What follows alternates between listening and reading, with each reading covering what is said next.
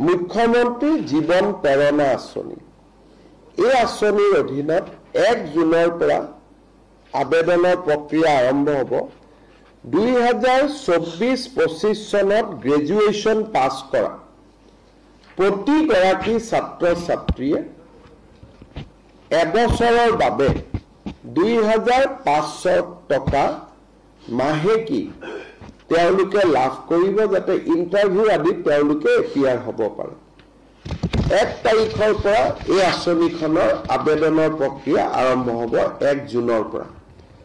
আৰু এই আঁচনিখনৰ সুবিধা লবৰ কাৰণে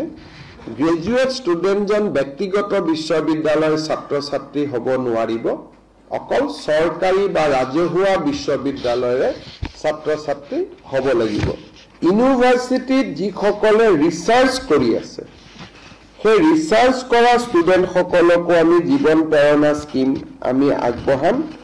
তেওঁলোককো আমি এই আঁচনিখনৰ জৰিয়তে এটা এককালীন সাহায্য আমি আগবঢ়াম